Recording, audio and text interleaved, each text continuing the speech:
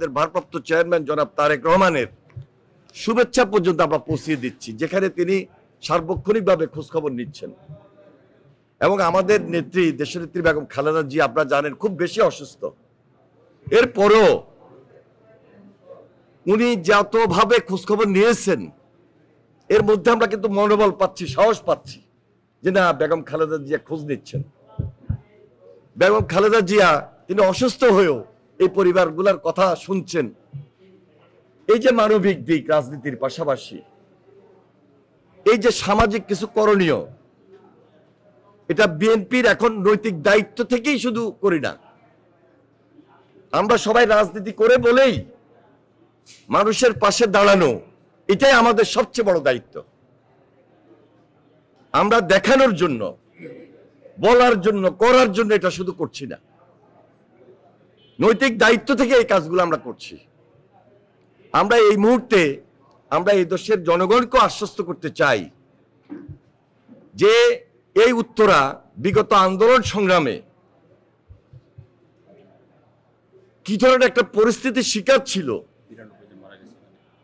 প্রতিদিন হত্যার পর হত্যা করেছে, হেলিকপ্টার থেকে গুলি বর্ষণ করে হত্যা করেছে, পুলিশের গুলি দিয়ে হত্যা করেছে। ছাত্রলীগ যারা হেলমেট বাহিনী ছিল, সন্ত্রাসী বাহিনী ছিল, সেই ফ্যাসিস্টের সরাসরি শেখ হাসিনার নির্দেশে উত্তরা এলাকায় একটা মৃত্যু কূপে পরিণত হয়েছে, একটা ভয়াবহ মৃত্যু নগরীতে পরিণত হয়েছে। তখন ছিল একটা ভয়ঙ্কর শাসন। এই ভয়ঙ্কর শাসন আজকে নাই, হাসিনা পালিয়ে গিয়েছে।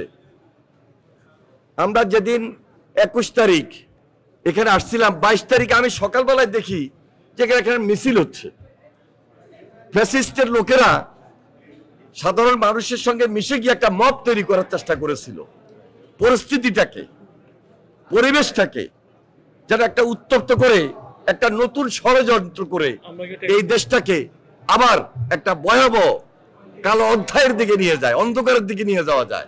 কিন্তু না, আপনারা খুব সতর্ক ছিলেন, আমাদের নেতারা সতর্ক ছিল, সাধারণ মানুষ সতর্ক থাকার কারণে আমার বিশ্বাস এই ষড়যন্ত্র দফে টিকে নাই।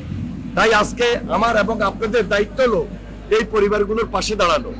ইনশাল্লাহ ভারপ্রাপ্ত চেয়ারম্যান জনাব তারেক রহমান, বিএনপি, আমরা বিএনপি পরিবার, তার নির্দেশে, তারেক রহমানের চিন্তা, তারেক রহমানের ধারণা থেকে যে মানবিক সেলটা আমরা গঠন করেছি একটা ফাউন্ডেশনের মাধ্যমে, শুধু এই মাইলস্টোন স্কুল অ্যান্ড কলেজের দুর্ঘটনাই নয়, এই দুর্ঘটনার পাশাপাশি যে কোনো জায়গায়, বিশেষ করে বিগত আন্দোলন সংগ্রামে যারা শহীদ হয়েছেন, যারা আহত হয়েছেন, দৃষ্টিশক্তি হারিয়েছেন, পঙ্গুত্ব বরণ করেছেন, আমরা প্রায় সকলের পাশে দাঁড়িয়েছি।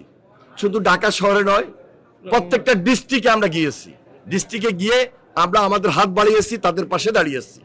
আর্থিকভাবে কিছু সহযোগিতা করা এটা বড় জিনিস নয়, সবচেয়ে বড় জিনিস তারেক রহমান খোঁজ নিয়েছেন, সবচেয়ে বড় জিনিস আমরা বিএনপি খোঁজ রেখেছি, সবচেয়ে বড় জিনিস আমরা বিএনপির সবাই টিমওয়ার্কের ভিত্তিতে যেমনি ভাবে আন্দোলন সংগ্রাম করেছি, তেমনি ভাবে আন্দোলন সংগ্রামের মাধ্যমে যারা ক্ষতিগ্রস্ত হয়েছে, দুর্ঘটনার যারা শিকার হয়েছে রিসেন্ট, আমরা মানবিক কারণে তাদের পাশে দাঁড়িয়েছি।